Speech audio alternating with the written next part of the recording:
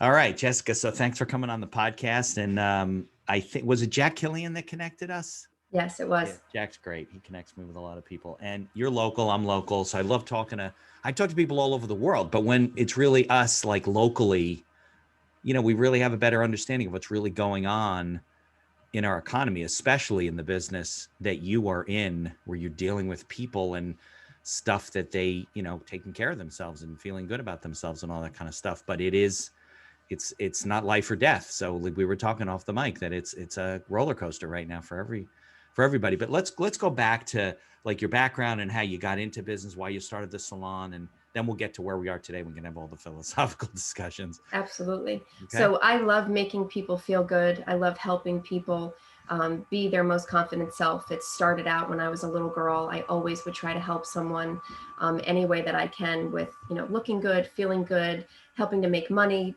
connecting people. And then this hair thing happened upon me, and I started my business 24 years ago. So I love what I do. I love the people that I work with.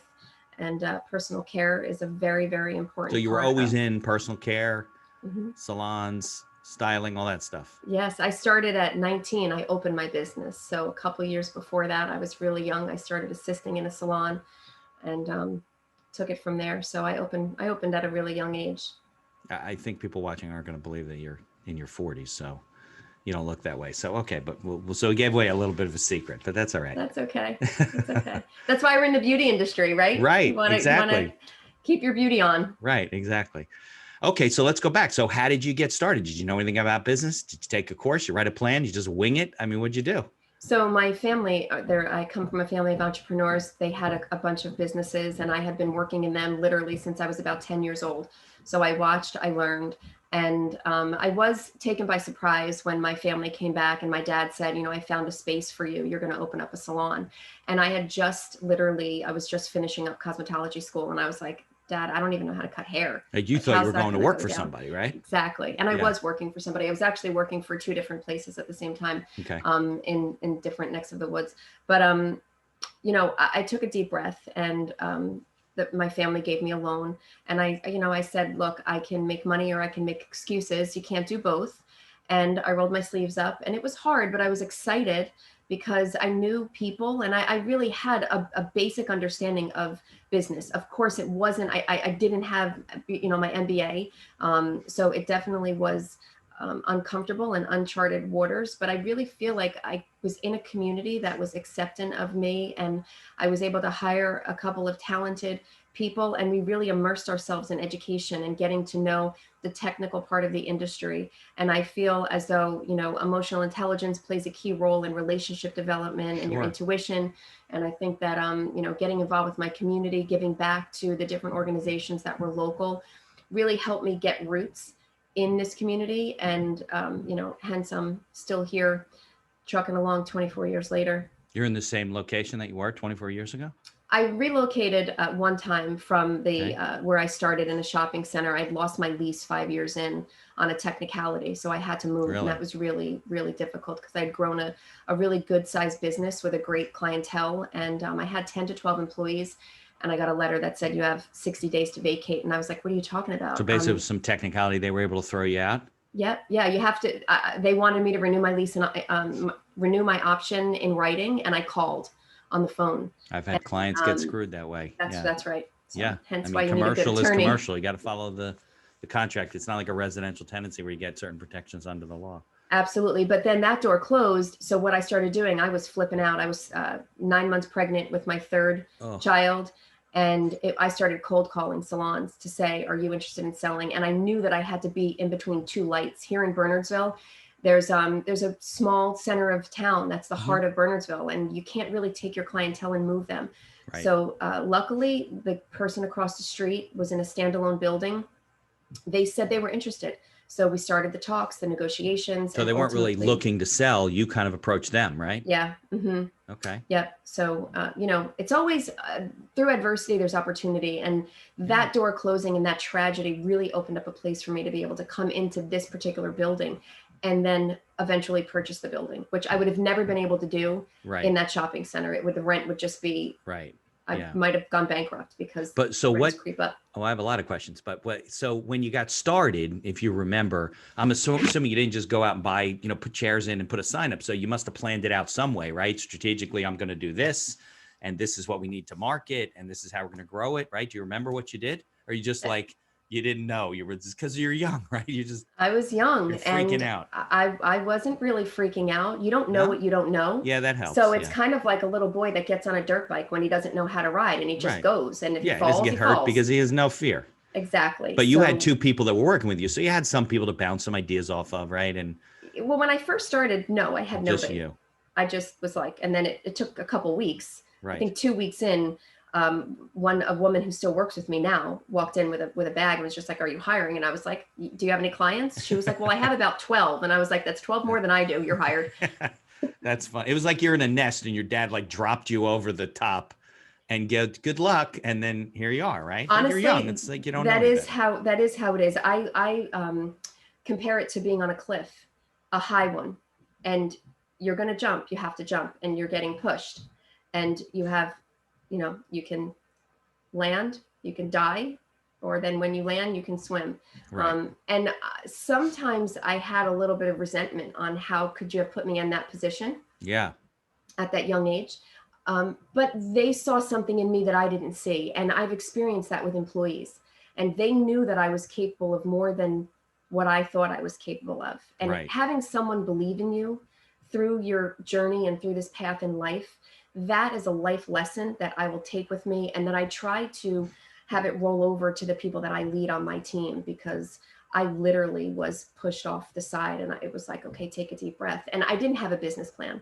There Right. was no marketing plan. I was in a great town. I was in a shopping center that was very busy, and people started coming in, and I Yeah. was nice. I would Right. You're, smile. yeah. And that's what you I do. tried to By the way, hire people nice listening, people.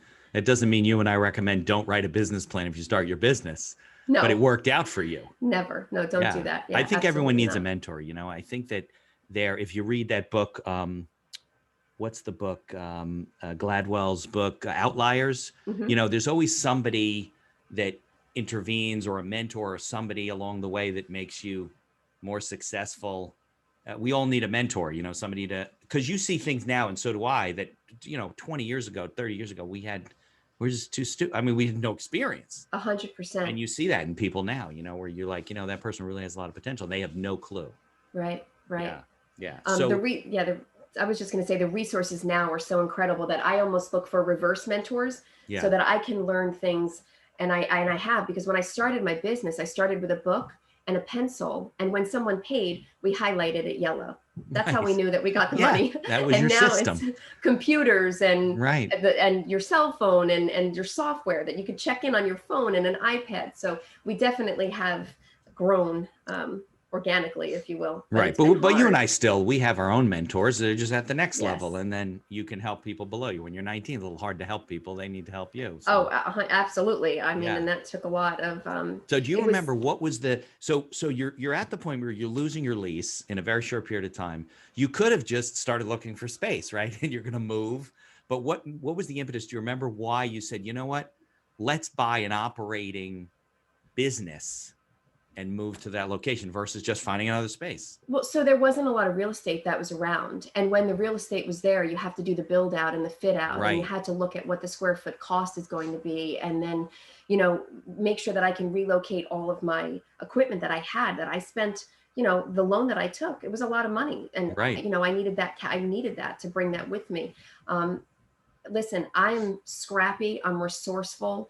I will do what I have to do. And I always plan, do, and review. So I was just exploring my options. I was looking for So different you didn't things, know but at that point if you could find a business, you might had to open another location. 100%. But there Yeah. wasn't a lot of real estate in between the two lights where I knew Right. where I wanted to be. Yeah. So you had really a small footprint that would really be your optimal place. Because I mean, how far in your estimate do people go? Like if you say, okay, well, we couldn't find anything in Burnesville, so now we have to move to what's a town nearby you that's a little bit further away? Basking Ridge, for Yeah, okay, instance. so you got to move to Basking Ridge. Are they going to go? Like, how far could you move?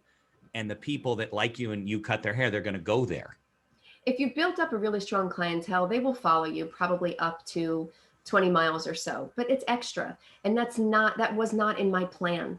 Right. to move towns. My Right. my Well, plan it's was to hard. That's an stay in hour round trip Burnsville. basically for somebody to get their hair cut. Exactly, Yeah. exactly. That's just not how my business was built. My business was built on a transient type of walk-in business, if you will, initially, which that really was what worked for me because I was in this shopping center. And then once after They 5 years, traffic there. right, we had a really good established clientele that we just needed to, do the best, shortest, quickest, easiest way. And I mean, what a gift from God. I look at it now. It's like, wow, I literally was able to move and relocate and then purchase the building Yeah. Well, you almost years didn't even later. skip a beat. I mean, Mm-mm. right? You move across the street. What? I don't. I'm going to you. I'm going to keep going to you, of course. Absolutely. It Yeah. was it was great. Thank God. How long ago did you buy the building? I bought the building in 2011.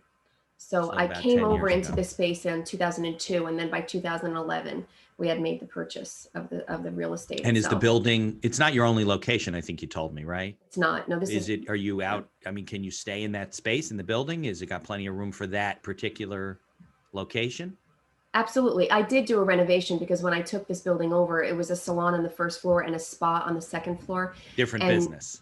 right prior to COVID, we were so busy. Yeah. I mean, it was so busy that I literally had to take the spa out of the second floor and I relocated into the property next door. So now I have the wellness center, which is next door to the main salon. And then the main salon is now we have basically two salons, one on the first floor and one on the second floor.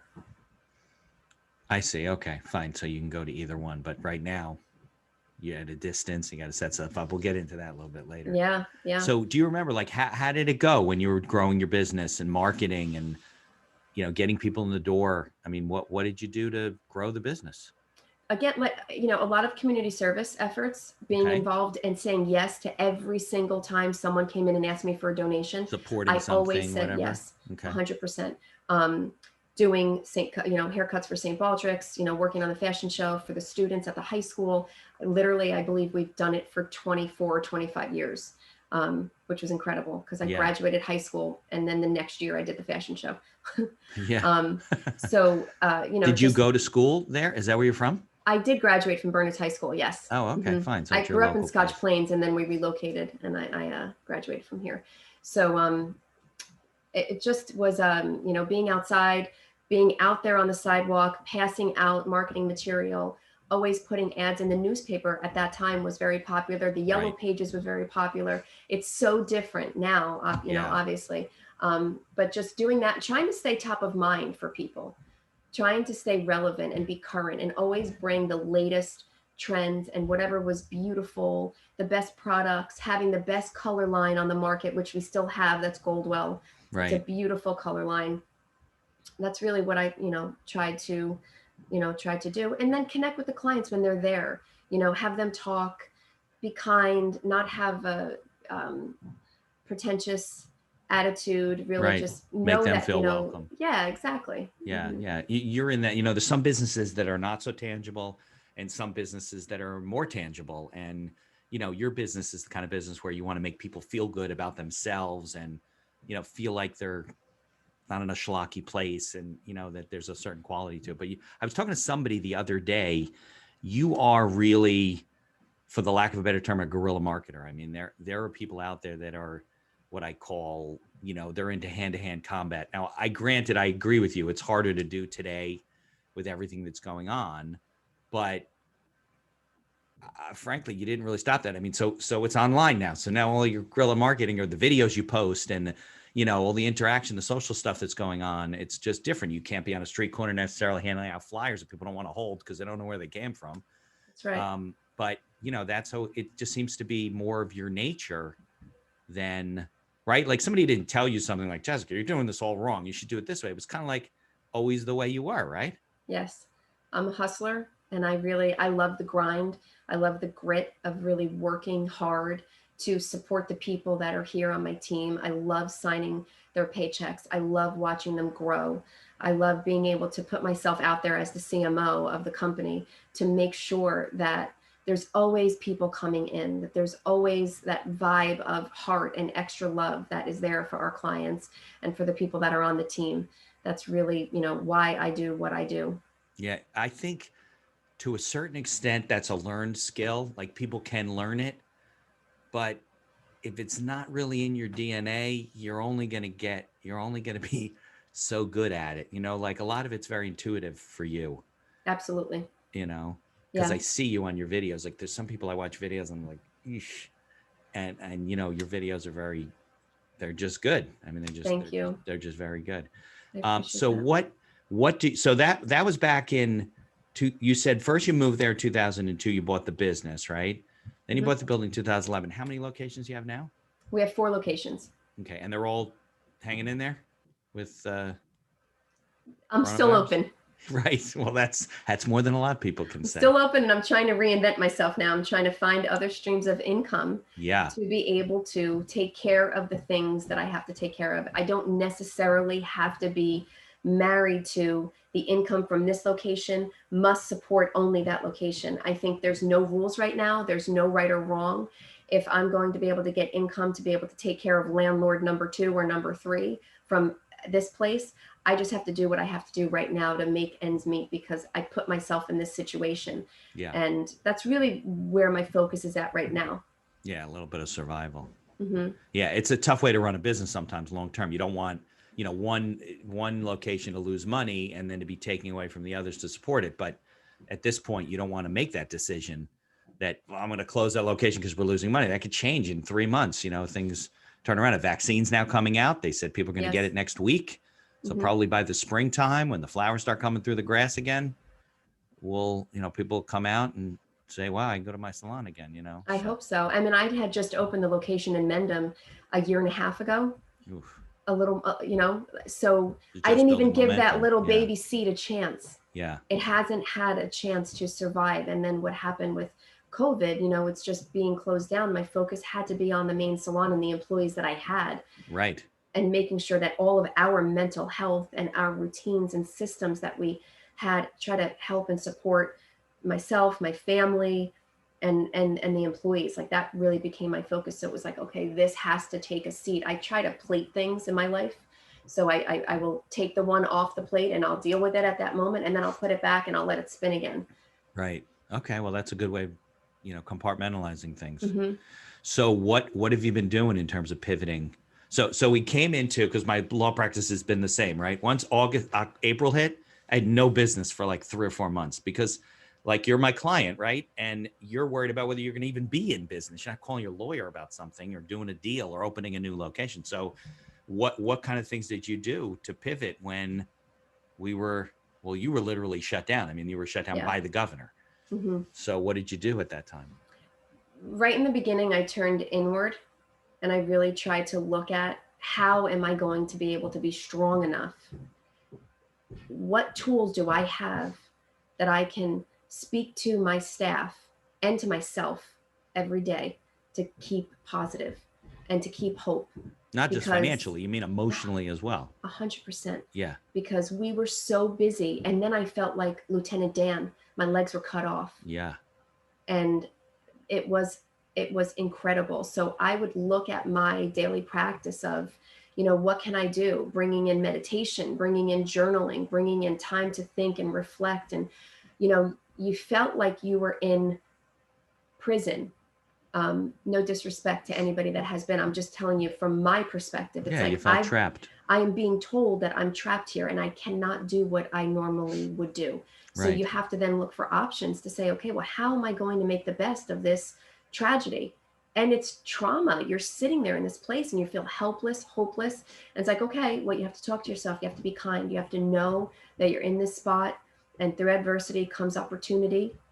So we would start doing weekly meetings. I would talk to people on the phone that I work with. We would do the weekly Zoom thing. Mm-hmm. And it wasn't easy because you felt like sometimes they're looking at you like, okay, now what is she going to say now? She's going to give Right. us one of her pep talks. Right. Well, I think But people at the beginning, I was like sitting on the couch and thinking, I mean, how long could this last? This is a couple of weeks. And then I was thinking, I can't work on my laptop on a couch. I got to like pretend like put on a shirt and wash up. And so I set up a little desk because I didn't have one in the house and I was doing Zoom calls and podcasting from the attic. But, I I think get we it. were all kind of in denial for a short period of time. 100%. I mean, I thought this was going to be maybe a 2-week thing. Yeah, And then right. two So weeks did turned I. into two more, and then two more. And then I was like, I'm on a bus to nowhere, and I'm not driving. And when I'm not in control, I feel helpless. So what I've learned through this is that when you feel helpless and hopeless, you have to look at the opposite and look at, okay, what can I do? Right. What can I do? You can get on the internet, you can put yourself on Zooms, you can schedule meetings, you can put yourself out there, you can try to, think about other streams of income that you can create for yourself and Yeah. for others that are around you. I mean, you know, you have a family, you're providing for your family. I have a Yeah. family, and we needed the revenue that was coming into the home. Sure. It was really, and it still is, like, because we're still sitting in it, and um, I it's think we're a vulnerable. year away from really being like out and about, maybe by summertime, we'll be getting more comfortable with things, see what happens. But Yeah, I mean, well, 100 years ago, when the Spanish flu hit, it definitely, if you look at those trends, it seems like it came in and it went out. So if we're going to be on track to do that, 18 months, get in and get out, and I hope it's gone, and I hope we don't have to worry about something like this, you know, in our lifetime ever again. After 9/11, we thought, wow, we've really been affected by this tragedy. And then, we just came out of a really bad recession, and it just has been, I think it's been a lot for our generation, and then for our children, what they've went yeah, through. I have 20-year-old daughters, and yeah, me they're in their too. 20s, and it's like what they've had to go through. I didn't have a childhood like that. No, My childhood was mine was fun, very and straight line. You go to school, you yeah. do your work, go to college, and I don't know what I was going to do. I ended up in law school, and my son he's 20 also. He's in college, junior. He's having trouble learning programming like online and from his apartment. It's not easy.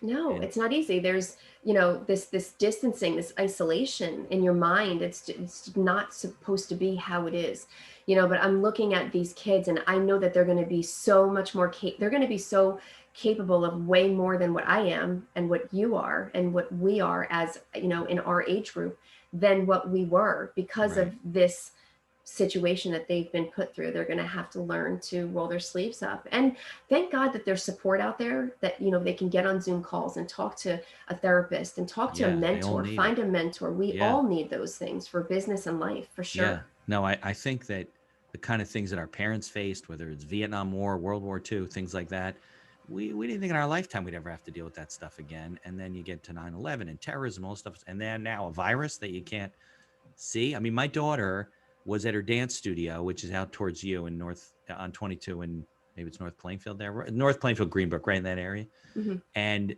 they're very careful, mask, spray, no problem. There was a girl came down with COVID. Nobody got it because they were so careful. So they're filming like for the Nutcracker, because they normally do a recital, which they can't do this year, right? So they figure we'll Yeah. film it, we'll live stream it, whatever. Outside, green screens. I think my daughter had her mask off for 7 minutes.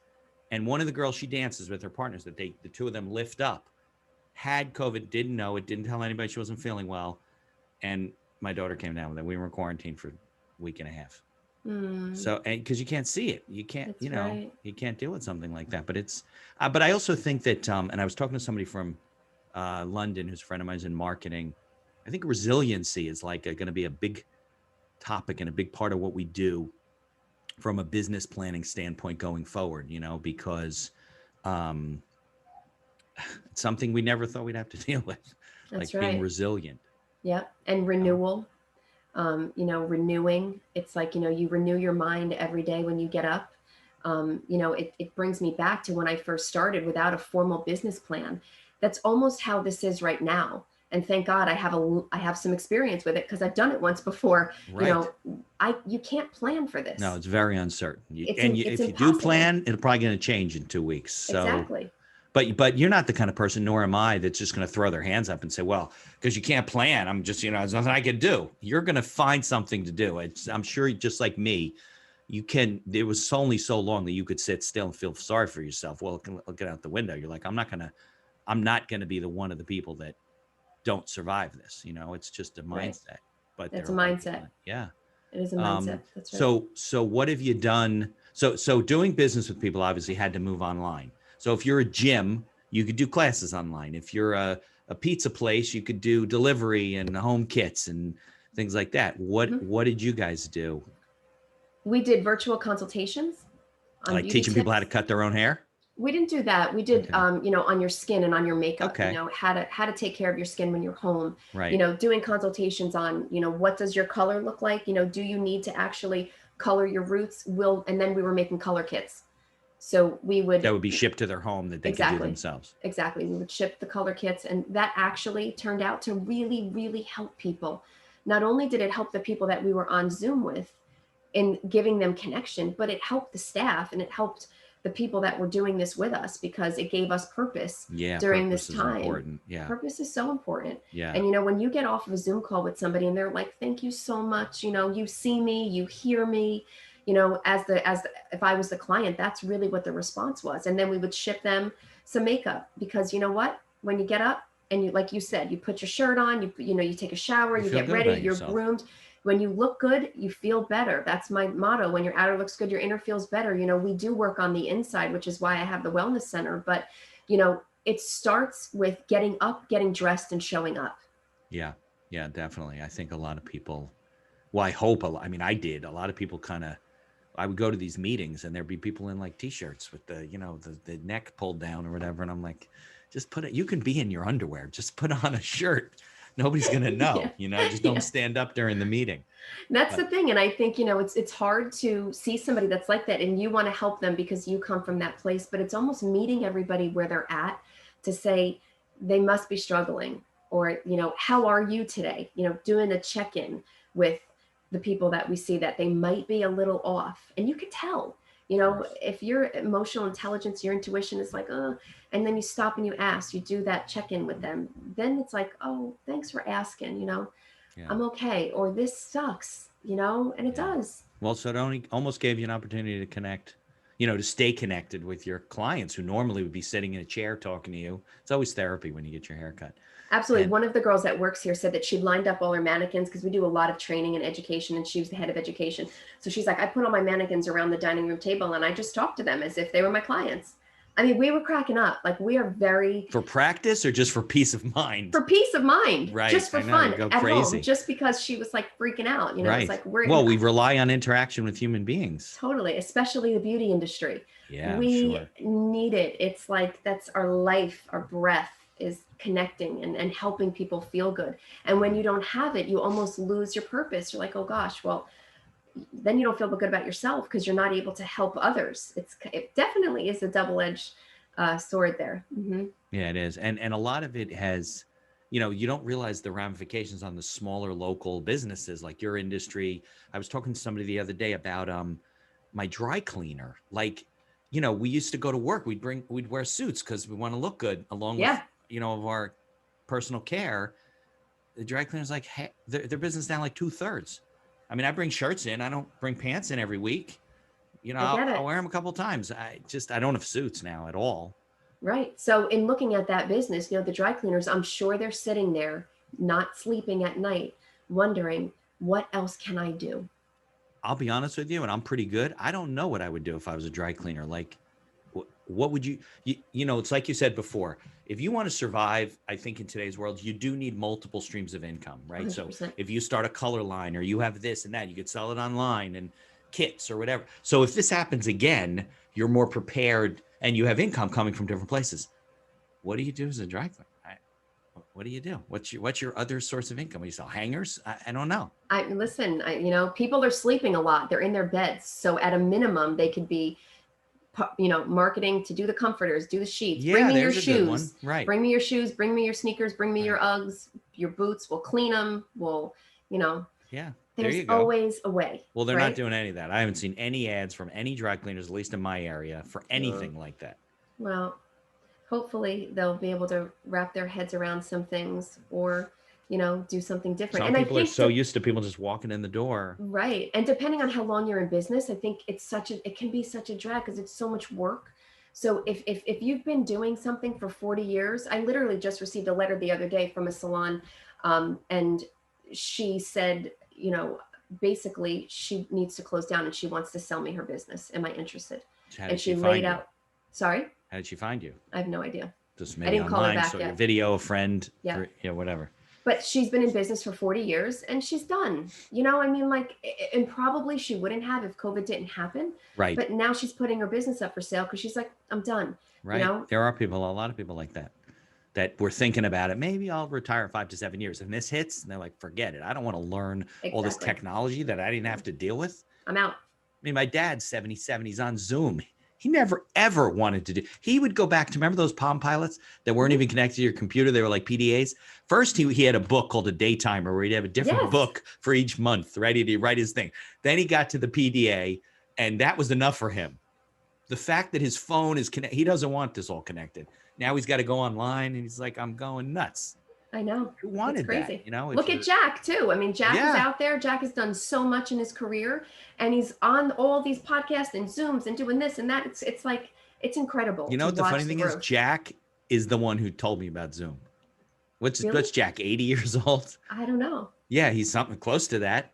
I think he's 78, 80 years old. And I was like, what's Zoom? He's like, oh, it's this platform I got. People over the country I'm coaching, I could do up to 15 on that. I don't know. What do I need that for? And then here we are. That's resourceful. That's renewing. That's being innovative. I mean, it's like, listen, that's the real entrepreneurs. The real entrepreneurs, they're going to make it happen. Yeah. I mean, did you think ever in your industry you would be on Zoom with customers? Never. I always said I was very confident a little bit. I think I had a little bit of an arrogance and an ego to my industry, saying we will withstand anything. We withstood recessions, 9/11, liquor stores and the hair salons. We're going to be good. Beauty industry and the liquor stores. We're going to make it. People will come back. There's no question about it. But the liquor stores thrived during this COVID, and we were shut down. How did I know? Right. It was just like because you didn't have something that they could just have delivered. You can't deliver a haircut. You can't deliver a facial. Nope. Yeah, that's difficult. Now, so. It just made me think of something. So were you doing, because I see you on social media, and we'll put your links in if everybody wants to see. You have great videos and all the stuff you're putting out there. Pre-COVID, were you doing a lot of that stuff on social media to promote your businesses, or it wasn't really necessary at that point? I had a social media presence. Yeah. It wasn't like what happened during COVID, because I felt the need to connect. Right. And so that was my way of getting involved and trying to put myself out there. I don't like to be necessarily, my voice, when you first start hearing your voice, you're like, oh God, is that what I sound like? Podcasting was very difficult for me to start out. I was like, people are like, you have a very good voice for radio. I'm like, are you sure you're not just like listening to something else? Because that's not how I sound to myself. Because you don't. You do have a very good voice and everything, and you're great on videos, but I'm sure you don't see it that way. But after a while, you get comfortable with it, Right. Yeah. So it's definitely been a push afterwards, but it's like, then that is your time and your resources, energy, goes into doing that. So, I look at everything and what's the return on this investment going to be? And, I'm sitting here with you. I think that's a good return. I met Jack. That's a great return. Sandy she saw some of my videos on LinkedIn and reached out, and she happens to be a client at the salon. And she said, I don't know if you know who I am, but I am a client of Sandy? Jay Walker. Serbanek? Exactly. Yeah. Thank you for connects helping me with with her so many people. Yeah. So I really think that she might've been the first connection that you went through her, was how you and I, and maybe that's how it with started. Jack as well.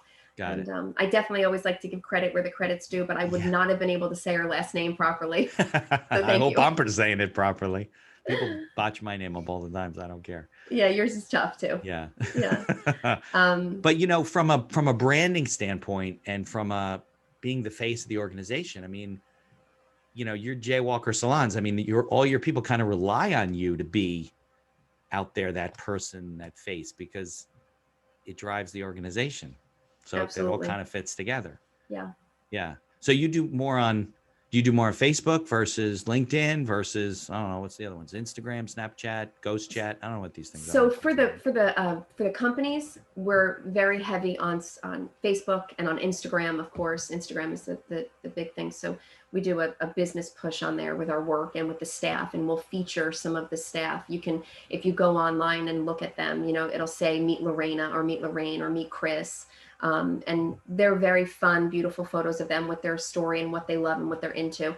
And then on LinkedIn, I do more of personal branding and, connecting with the the people who are watching that maybe they might be going through something tough. So I try to share some of my experiences so that I can maybe help them, you know, inspire someone, or, you know, promote someone to maybe make an adjustment, or to, you know, just give a little bit of education and awareness around some things that I've learned and that have helped me or not. If I failed at something, I have shared that too.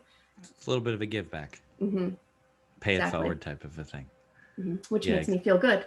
From when I was a Yeah. little girl, that's how it started. Right. Of course. Well, that's Yeah. what makes it all go around. I mean, I forget, you know, the funny thing is when I met Jack, I think I got introduced to Jack by a guy I know who they wouldn't know each other if they passed in the street. Like, I don't know what the connection was, but my friend said, I want to introduce you to this guy, Jack. And maybe it was through email. And then we had breakfast together and we hit it off. That was 15, 20 years ago. He was the first guest on the podcast. You should listen Wow. to his story. It's like 2 episodes. It's crazy. I should bring him on probably for my 100th or something. Yes, Um, definitely. and but they never, I don't know what happened. They never connected personally, but we did. Um, but you know, it's funny how it all kind of comes, you know, together. Absolutely. Yeah. So what are you doing these days? Like, where are we, where are you going with the industry and everything that you're doing right So now? these days, actually, this day, today, I have a camera crew that's upstairs on the third floor of the salon, and we're going to be doing some recording of clothes that I have that are for sale. Is And that something you started in, you went into clothes? I started that when I took on the location in Mendham. It Okay. was a boutique type makeup studio from hair and makeup, and it had a boutique for clothing as well, which, you know, it's not my lane. I haven't done clothes ever. And did I regret it? Absolutely. However, you know, the different, when I'm in this, we're in the beauty industry, we're inspirers. People come to us and they're like, oh, where'd you get your shoes? Where'd you get your jacket? Right. Where'd Of you get your course. pants? I love Yeah. them. So, you know, I said, well, if I love it and I wear it and I can bring it to my guests and to the clients that I have who are my friends and they're like family, Yeah. why not? So Right. that was the mindset behind, you know, doing the Yeah, it's space in another Mendham stream of and income. bringing the Sure. clothes. Exactly. And it But can now no help one's coming people. in. Well, right. And no one's going to the malls really. So I'm like, well, how can I bring them all to us? I want to bring them all to you. Um, and so now I have all these clothes and there's not as many people coming in. So I'm like, Right let me now. just see if I can, right now, I'm going to try to see if I could put these Bianco jeans and pants on Instagram and see if I can sell them. And I have these beautiful jackets and I'm like, I'm going to see if I can sell them. So that's what Yeah. we're doing today. And you know what? Okay. There's some downtime and it's fun. So with everything that I do, I like to obviously help someone, make some money, and have fun. That's Those are probably a good my, philosophy. yeah. Have you started other lines like skincare products, hair care products, anything like that? The plan with doing Mendham was to take over and brand my own makeup line. Okay. And then a little something went down with that process. So it was on pause. And right now there's some things in the works, but I don't have anything specific. I have one lip gloss that's branded to Jay Walker. That's the first item that we've done. And it's really pretty. It has a light and a little mirror. So it's a We're little selling them compact for type like of thing. $12, you know, just because Yeah. I like it. So I figured if I like it and people ask me, wow, I like your lips, I like your lip gloss. Then I'm like, okay, here's one, you Right. know. Yeah. But Um, if COVID hadn't hit, you probably would have more. I probably would have, exactly. But you know what? I wouldn't be in the same space spiritually or mentally. So I think that there are blessings, a lot of blessings that came out of it. It was tragic. It is horrible. So many people have passed away, and that's terrible. Yeah. And it's But there are so, so silver sad. linings. I mean, But there's always silver linings in everything that goes on. yeah. I mean, I don't think we would have met. I don't know No how would way. we. Yeah. Because we're out Yeah. of, you know, I don't go to Burnsville for my hair. I'm not sure why I go to Milburn. I used to work over there. I don't anymore, but I still drive to go there. Because when you meet your person, they become your person. And then there's that loyalty, and they're like your free family, and you become friends. I get that. I love the loyalty aspect of things. I mean, we have clients that have been here literally since we opened. I think some of the more stressful times in my life have been like your hairstylist or your barber, whoever says, "Oh, I'm moving to North Carolina," or something like that, and you're like, "But who? What? Who's gonna cut my hair?" Then you gotta like work with somebody else, and then if you like it or you don't like it, or tell them what you do, it's, you know, very hard. It's much easier to just sit down and say, "Hey, you know my hair, you cut it." Yeah, that's not how it works though. I mean, you literally, that stylist has to ask the right questions and do an in-depth consultation so that she can figure out, or he can figure out what you don't want, Yeah. which typically can lead you to what you do. You know, there definitely has to be a system behind the chair to figure out, you know, how are you going to deliver, you know, what it is that you're used to and looking for with your, you know, with your haircut and Yeah, all your because as a grooming customer, needs. it's very hard for me to explain that to Absolutely. to somebody who knows what they're doing. There's an unspoken language that people will do in the chair, and it's kind of like, oh yeah, I like da da da da da, you know, I want it like Like this, doesn't or I mean want it anything, like this, right? you know. But so I know that it means they might want bangs, they might want to keep their hair long, you know. If somebody starts going like this, they want volume. There's like this unspoken language that Right. happens with our industry that, you know, when you're in it, you know. That's pretty funny. Yeah. All right. Well, I appreciate you coming on. I know you have your whole film crew waiting. They're probably on hourly rate or something like that. And I appreciate you spending time with me. Um, we'll get this episode edited and soon, and I'll send it to you to, you know, look at it, show notes, make sure there's links in there, whatever you want to do. But I appreciate your insight and you're coming on. People should definitely follow you on Facebook and Instagram and LinkedIn and see all the stuff that you're doing and get, you know, branding and all that type of stuff. And I appreciate your time helping with No, people. thank you. I appreciate you putting yourself out there. As uncomfortable as it was trying to be comfortable doing this, you know, there's something to be said about that. So I appreciate that. And you do sound great. You do sound like a radio host. I bought a better mic after Jack. So, Oh, that's so funny. So just speaking about the film crew really quick, where they're not on an hourly rate. no, I'm sure they're not. These two guys that are here are so cool and they're so talented and they want to be a part of something. And they have a little bit of extra time on their hands right now because the normal things that they were doing for Verizon and the different places, they're not out there. They're not doing what they were doing before. So they had some time and space for me, and I appreciate it. They're great. All right. Well, we can promote them too if you want to Aw, get me some well, information. All right. yeah. I will turn this off.